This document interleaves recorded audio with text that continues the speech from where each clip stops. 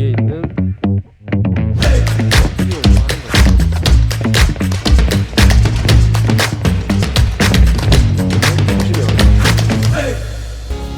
오늘은 제가 설명드리는 것이 이제 업섭션이 아니라 이제 스캐터링이기 때문에 엘라스틱 스캐터링 중에서 레일리그 스캐터링 그리고 미스캐터링에 대해서 좀 설명을 드리도록 하겠습니다. 자, 때는 지금으로부터 한 150년 전 이야기인데요. 150년 전쯤에 우리 유명한 레일리그 선생님께서 스캐터링에 대해서 연구를 하셔서 발표를 하셨죠. 그래서 어떤 파장이 어떤 물질의 다이아미터보다 굉장히 큰 경우에, 즉 물질이 굉장히 작고 우리가 쏴지는 그 빛의 파장이 굉장히 큰 경우는 레일리그 스캐터링이라는 게 생기는데, 얘는 파장의 4제곱에 반비례한다. 즉 스캐터링이 많이 되면 단파장으로, 적게 되면 장파장으로 된다는 거죠. 아까 제가 파란 하늘, 그다음에 저녁 노을 이런 거 설명할 때 쓰는 그런 공식이 되겠습니다. 하나 기억하셔야 될 것은 레일리그 스캐터링은 파장의 4제곱에 반비례한다, 이렇게 생각을 하시면 되고요.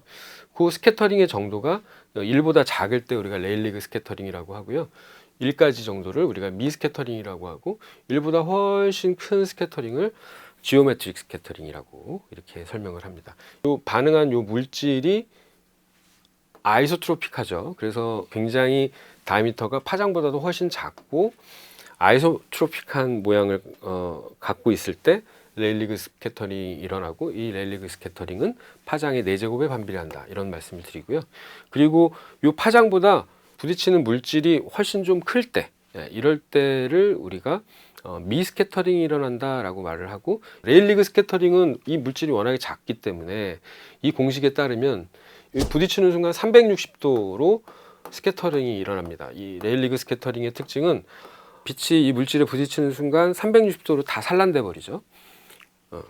우리 대기권에서 일어나는 일들이 대부분 이 레일리그 스캐터링이 되지 않겠습니까? 그런데 우리 세포 안쪽으로 들어오게 되면, 사람의 피부 안쪽으로 들어오게 되면, 물론 레일리그 스캐터링도 일어나지만 많은 부분 미스캐터링이 일어나는데요. 얘는 어떻게 돼 있냐면, 이렇게 빛이 들어와서 얘를 딱 만나는 순간 정규분포 곡선을 그리면서 포워드 스캐터링 합니다. 앞으로 전진합니다. 이렇게 앞으로 전진하고, 그것에 관련된 팩터들은 이제 여러 가지 것들이 있는데, 이런 공식으로 우리가 설명을 하죠. 심란하죠? 이 공식은 방송을 보고 있을 이상봉 선생님, 이런 거 외우고 있으면 안 됩니다.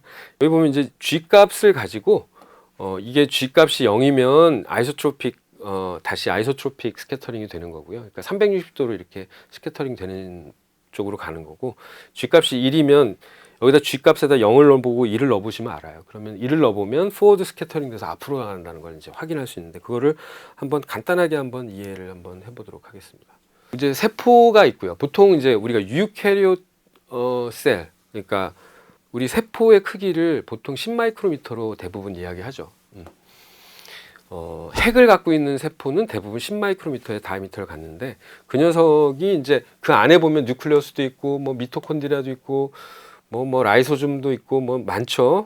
멤브레인도 있고, 셀 멤브레인도 있고, 뭐 여러 가지가 있는데, 대표적인 게 보시면 미토콘드리아에 부딪히면, 빛이 미토콘드리아에 부딪히면 포워드 스캐터링 돼서 앞으로 종심형으로 앞으로 더 진행을 하는 거고, 더 작은 물질에 부딪히게 되면 360도로 다 스캐터링이 되는 레일리그 스캐터링이 일어나게 됩니다.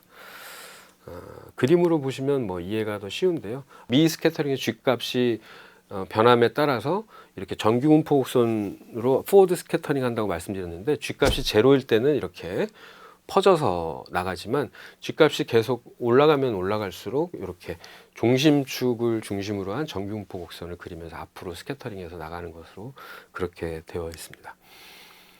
이거죠. 대표적인 게 그 어떤 물질에 빛이 이렇게 온 거예요. 빛이 이렇게 들어와서 어떤 물질이 부딪혔을 때 이 물질이 파장보다 큰 물질인 경우는 미스캐터링이 일어난다. 대표적으로 미토콘드리아 같은 거에 부딪히면 미스캐터링이 일어난다. 어떻게?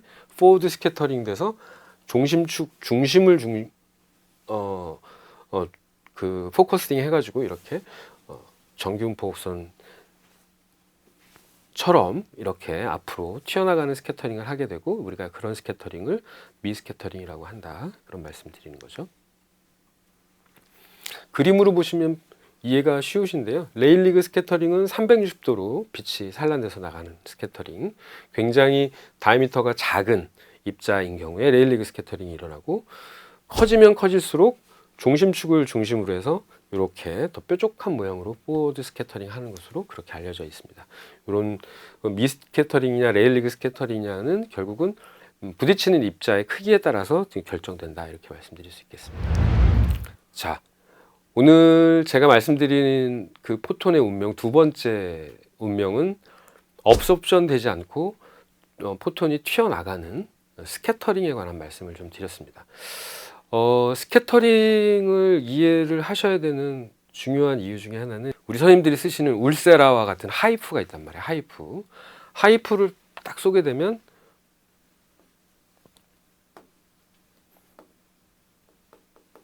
우리 선생님들이 맨날 설명하시는 서말 코아귤레이션 포인트, TCP 포인트라고 하는 이런 네크로틱 존이 생기죠. 동그랗게 생긴 캐비테이션이 생기게 되잖아요. 근데 그것이 만들어지자마자 빛을 쏘면 어떻게 될까요? 그것이 만들어지자마자 빛을 쏘면 여기 도착한 빛들은 대부분 레일리그 스캐터링이 아닌 미 스캐터링의 방식으로 중심축을 쫓아서 포워드 스캐터링 하게 될 겁니다.